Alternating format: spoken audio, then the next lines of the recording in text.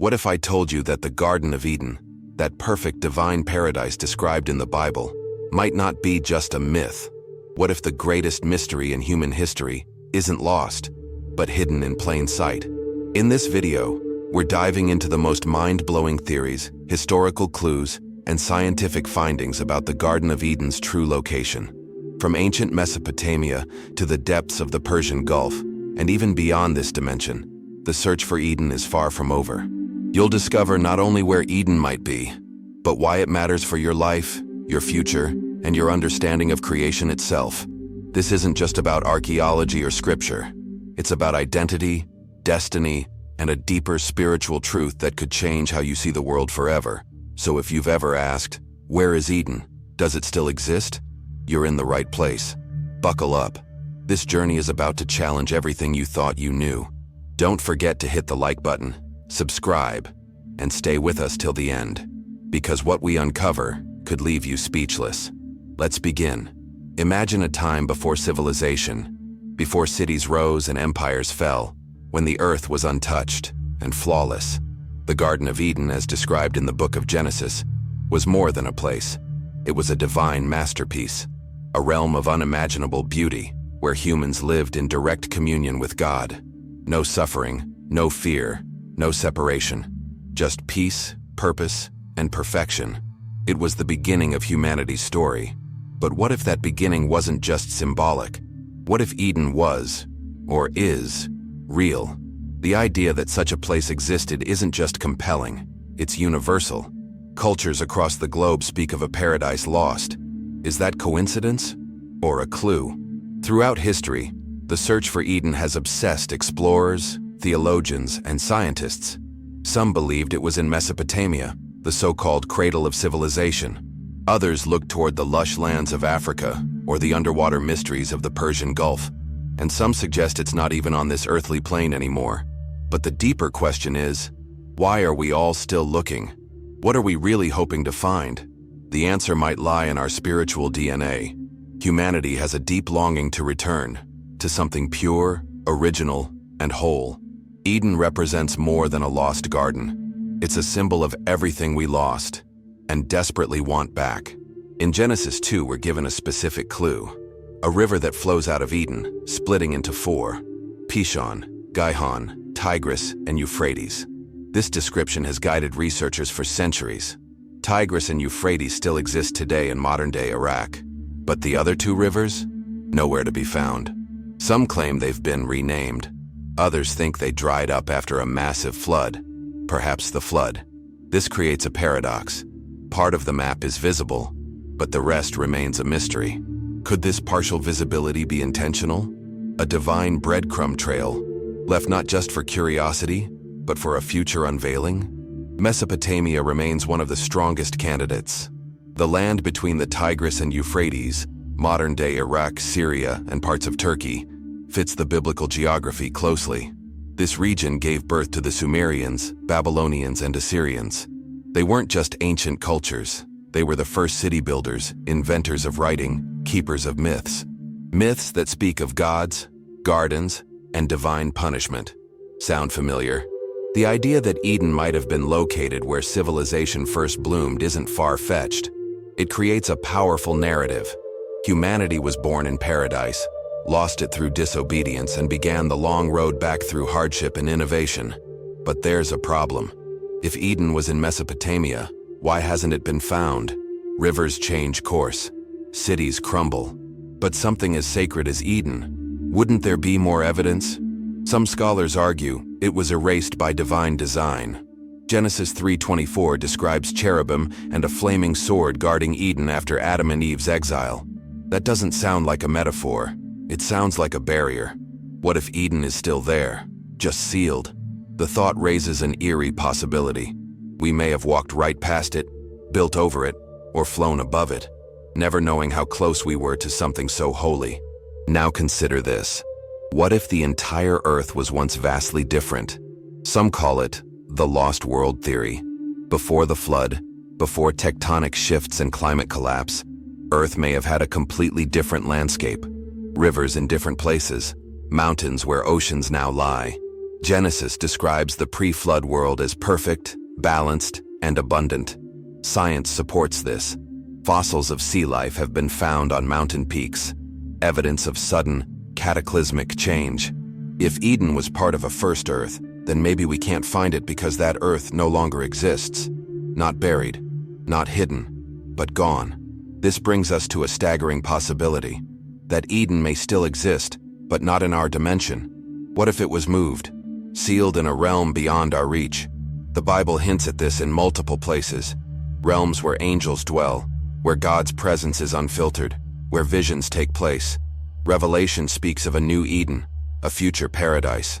But what if it's not future, just invisible? Modern physics explores concepts like extra dimensions, parallel realities, and unseen planes. Could Eden be in one of these? Locked not by time or geography, but by spiritual access. It's a question that blends faith and science in the most thrilling way.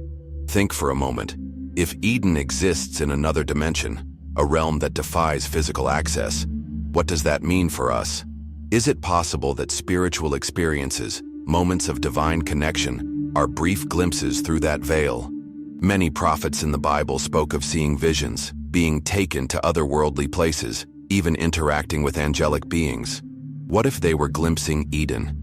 This would mean Eden is not just symbolic or lost. It's active, alive, waiting, hidden not under stone or sea, but in a divine frequency, one we're not tuned into yet.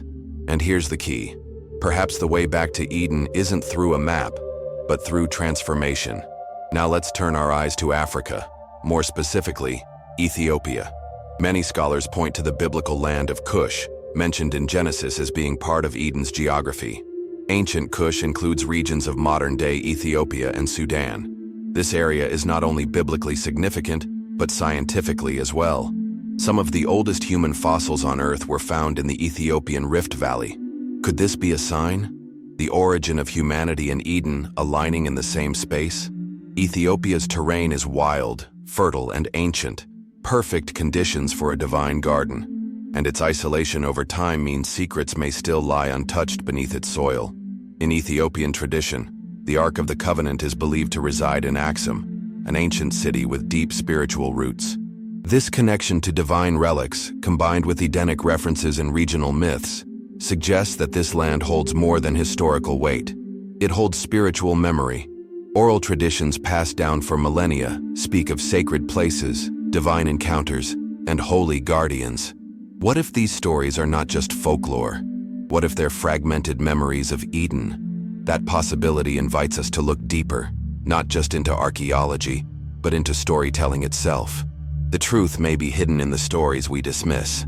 Another compelling theory places Eden beneath the waters of the Persian Gulf. Thousands of years ago, before rising sea levels, this region was a lush green valley.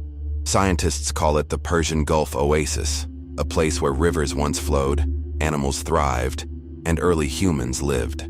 Satellite imaging has revealed ancient dry riverbeds leading directly into the Gulf. Could these be the lost Pishon and Gihon?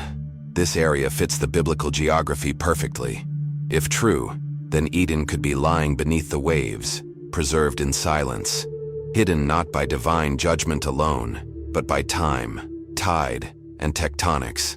Exploring underwater ruins is one of the greatest challenges of modern archaeology. The Persian Gulf floor is deep and covered in thick layers of sediment, but technology is advancing. Submersible drones, sonar mapping, and deep-sea scans have begun to reveal lost structures, sunken cities, and ancient coastlines. If Eden is buried here, then it's not a matter of if we'll find it, but when. And when that day comes, everything we know about human origins, faith, and divine presence may change forever. Imagine watching the news and hearing the words, "We found Eden." It would shake the world. But maybe Eden was never meant to be found, at least not with physical tools. What if it's a place we're meant to return to spiritually, not geographically? The Garden of Eden was more than a plot of land. It was a state of being, harmony with God, innocence, purpose. When Adam and Eve sinned, they weren't just expelled from a location. They lost access to a reality, a divine frequency of living. Maybe that's the real journey, to tune ourselves back into that frequency through spiritual growth, connection, forgiveness, and divine grace. Maybe the door to Eden has always been inside us. So what now? After all these theories, maps, myths, and mysteries, what are we left with? Hope.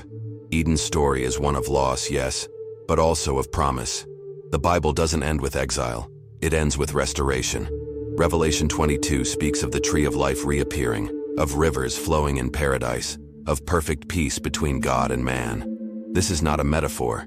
It's a vision of a future world, a new Eden, one that welcomes back what was lost. And you? You're part of that story, that promise, that destiny. So stay curious, stay hopeful, because the greatest discovery may still lie ahead. So maybe the Garden of Eden isn't just something to be discovered.